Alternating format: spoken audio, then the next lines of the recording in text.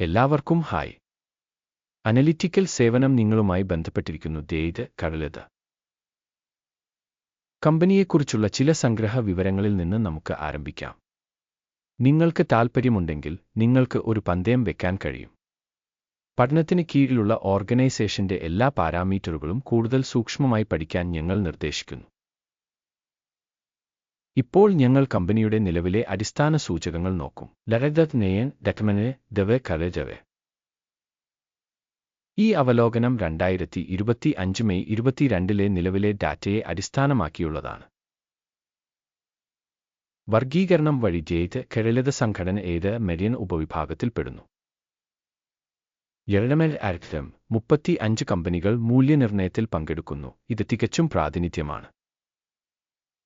പഠിക്കുന്ന കമ്പനിയുടെ മൊത്തത്തിലുള്ള ഫലം ഇപ്രകാരമാണ്: 10 പോയിന്റിൽ 4.5. ഉപവിഭാഗത്തിന്റെ ശരാശരി സ്കോർ 1 പോയിന്റാണ്. നിങ്ങൾ വളരെ വിശാലമായി നോക്കുകയാണെങ്കിൽ മൊത്തത്തിൽ വിപണിയിൽ സ്റ്റോക്ക് മാർക്കറ്റിന്റെ മൊത്തത്തിലുള്ള ശരാശരി ഫലം 1.9 പോയിന്റാണെന്ന് നിങ്ങൾക്ക് കാണാൻ കഴിയും. കമ്പനിയുടെ 4.5 റേറ്റിംഗിനെതിരെ EBITDA കമ്പനിയുടെ ഓഹരി വിലയുടെ ചലനം താരതമ്യം ചെയ്തുകൊണ്ട് മെരിയൻ ഉപവിഭാഗം കമ്പനികളും 12 മാസത്തിലേറെയായി ഷെയറുകളുണ്ടെന്ന് നമുക്ക് കാണാൻ കഴിയും. മെഡ്രോ -41.9% ചലനാത്മക കാണിച്ചു. 37% ഉപവിഭാഗത്തിലെ വില മാറ്റത്തിന് എതിരാണ്. കമ്പനിയുടെ വിപണി മൂലധനം മെരിയൻ $42.25 ബില്യൺ. 1456 ബില്യൺ ഡോളറിന്റെ ഉപവിഭാഗത്തിന്റെ മൂലധനവൽക്കരണത്തോടെ മെരിയൻ 2.902% വിഹിതം വഹിക്കുന്നു. ഇത് ഉപവിഭാഗത്തിലെ ചെറുകിട കമ്പനികളിൽ ഒന്നാണ്. കമ്പനിയുടെ പുസ്തക മൂല്യം $14.94 ബില്യൺ. 187 ബില്യൺ ഡോളറിന്റെ പുസ്തക മൂലധനം ഉള്ള ഉപവിഭാഗത്തിന്റെ മൂല്യം $187 ബില്യൺ. ഇത് 7.995%. വിപണിയുടെയും ബാലൻസ് ക്യാപിറ്റലൈസേഷന്റെയും ഓഹരികൾ താരതമ്യം ചെയ്യുമ്പോൾ നമുക്ക് ഇനിപ്പറയുന്നവ കാണാം. പങ്കിടുക മെരിയൻ ഉപവിഭാഗത്തിൽ വിപണി മൂല്യം വിലയിരുത്തുമ്പോൾ 2.902%. പുസ്തക മൂല്യം മൂലധനം 7.995%. വിപണി മൂല്യത്തേക്കാൾ 175% കൂടുതലാണിത്. ഉപവിഭാഗത്തിൽ കമ്പനിയുടെ മാർക്കറ്റ് ഷെയറിന്റെയും ബാലൻസ് ഷീറ്റ് ക്യാപിറ്റലൈസേഷന്റെയും വിലയിരുത്തൽ നല്ലത് 1 പോയിന്റ്. കമ്പനിയുടെ കടങ്ങൾ $18.978 ബില്യൺ. കടം പുസ്തക മൂല്യ അനുപാതം കമ്പനിയുടെ ഇക്വിറ്റിയുടെ 127%. കമ്പനിയുടെ ഡെറ്റ് റേറ്റിംഗ് മോശം -1 പോയിന്റ്. കമ്പനിയുടെ വിപണി വിലയും വരുമാന അനുപാതവും 10.1 ആണ്. ഉപവിഭാഗത്തിലെ ശരാശരി 39.3 ആണ്. ഇത് ഉപവിഭാഗത്തേക്കാൾ 74% കുറവാണ്. ഉപവിഭാഗത്തിലെ കമ്പനികളുമായി താരതമ്യപ്പെടുത്തുമ്പോൾ കമ്പനിയുടെ വിപണി മൂല്യവും ലാഭ അനുപാതവും വളരെ നല്ലതാണ് 2 പോയിന്റ്. കഴിഞ്ഞ 12 മാസത്തെ ലാഭം $4185 മില്യൺ. അടുത്ത 12 മാസത്തെ ഫോർവേഡ് വരുമാനം $3780 മില്യൺ.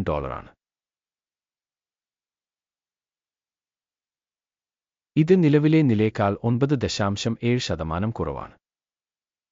ഉപവിഭാഗവുമായി താരതമ്യപ്പെടുത്തുമ്പോൾ പ്രതീക്ഷിക്കുന്ന ഭാവി ലാഭ സൂചകത്തിന്റെ വിലയിരുത്തൽ കടന്നുപോകാവുന്ന 0 പോയിന്റുകൾ. കമ്പനിയുടെ മൂല്യവും വരുമാന അനുപാതവും 0.4 ആണ്. ഉപവിഭാഗം 1 ശരാശരി ഉപവിഭാഗം ശരാശരിയേക്കാൾ 60% കുറവാണ്. ഉപവിഭാഗ സൂചകങ്ങളുമായി താരതമ്യപ്പെടുത്തുമ്പോൾ കമ്പനിയുടെ ഓഹരി വിലയും വരുമാന അനുപാതവും വിലയിരുത്തൽ നല്ലത് 1 പോയിന്റ്. കഴിഞ്ഞ 12 മാസത്തെ വരുമാനം $870 മില്യൺ. അടുത്ത 12 മാസത്തേക്കുള്ള ഫോർവേഡ് വരുമാനം $95.63 ബില്യൺ. ഇത് നിലവിലെ സമയത്തേക്കാൾ 10% കുറവാണ്. ഉപവിഭാഗത്തിലെ സൂചകങ്ങളുമായി താരതമ്യപ്പെടുത്തുമ്പോൾ പ്രതീക്ഷിക്കുന്ന ഭാവി വിൽപ്പന വോള്യങ്ങളുടെ സൂചകത്തിന്റെ വിലയിരുത്തൽ, കടന്നുപോകാവുന്ന 0 പോയിന്റുകൾ. മാർജിനലിറ്റി 3.9%. ഉപവിഭാഗത്തിൽ ശരാശരി 2.4%. ഉപവിഭാഗത്തിലെ ശരാശരിയും കമ്പനിയുടെ പ്രകടനവും തമ്മിലുള്ള വ്യത്യാസം 1.5%. ഉപവിഭാഗത്തിലെ കമ്പനികളുടെ സൂചകങ്ങളുമായി താരതമ്യപ്പെടുത്തുമ്പോൾ ലാഭക്ഷമത വിലയിരുത്തൽ, നല്ലത്, 0.5 പോയിന്റ്. ഉപവിഭാഗത്തിലെ ജീവനക്കാരുടെ എണ്ണത്തിൽ കമ്പനിയുടെ വിഹിതം 11.079%. ഇത് വിപണി മൂലധന വിഹിതത്തേക്കാൾ 282% കൂടുതലാണ്. കമ്പനിയുടെ ഓരോ ജീവനക്കാരന്റെയും വിപണി മൂലധനം $96,000 തുല്യമാണ്. ഉപവിഭാഗത്തിന് ഇത് $367,000. ഉപവിഭാഗ ശരാശരിയും കമ്പനിയുടെ പ്രകടനവും തമ്മിലുള്ള വ്യത്യാസം 73.8%.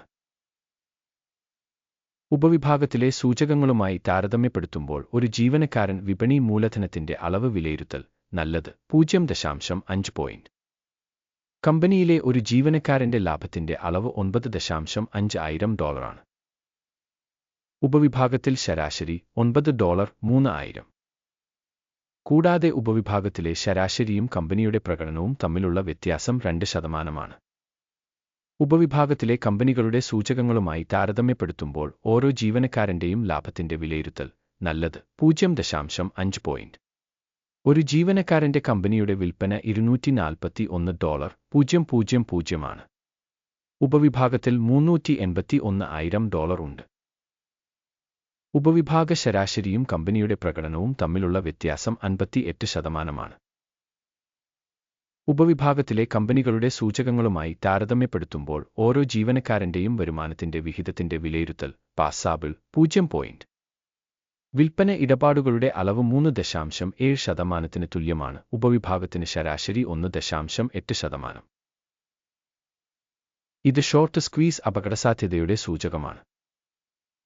സൂചകം YD14 കമ്പനിക്ക് 42% നിലവാരം കാണിക്കുന്നു.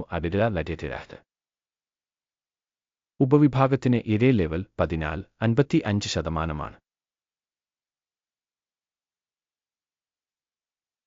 കമ്പനിയുടെ യഥാർത്ഥ ഓഹരി വില ഏകദേശം $93.2 ആണ്. കമ്പനിയുടെ ഓഹരികളുടെ സമവായ വില ലക്ഷ്യം ഏകദേശം $110 ആണ്. നിലവിലെ വിലയുടെ ചലനാത്മകതയും സമവായ പ്രവചനവും ഏകദേശം 19% തുല്യമാണ്. ഓർഡർ ടേബിൾ നോക്കാം, അത് നിങ്ങൾക്ക് ലഭ്യമാണ്. പിൻ ചെയ്ത കമന്റിലെ ലിങ്ക്. വിവരങ്ങളും റഫറൻസ് സംവിധാനവും ഈ സീസണിൽ എടുത്ത എല്ലാ തീരുമാനങ്ങളും ഓർഡർ പട്ടികയിൽ അടങ്ങിയിരിക്കുന്നു. ഓർഡർ ടേബിളിലേക്കുള്ള ആക്സസ് തികച്ചും സൗജന്യവും തുറന്നതുമാണ്. പിൻ ചെയ്ത കമന്റിലെ ലിങ്ക്. സെക്യൂരിറ്റികളുടെ വിശകലനത്തിന്റെ ഫലമായി ഡെബിറ്റ് മൂല്യനിർണ്ണയത്തിന്റെ വിവരങ്ങളും റഫറൻസ് സംവിധാനവും ചെയ്ത് ഇനി പറയുന്ന തീരുമാനം എടുത്തു. വീഡിയോ ഒരു അവലോകനമായതിനാൽ ഓർഡർ തുറക്കരുത്. ഈ വീഡിയോ കാണുന്നതിനും വിവര സംവിധാനം ഉപയോഗിച്ചതിനും എല്ലാവർക്കും വളരെ നന്ദി.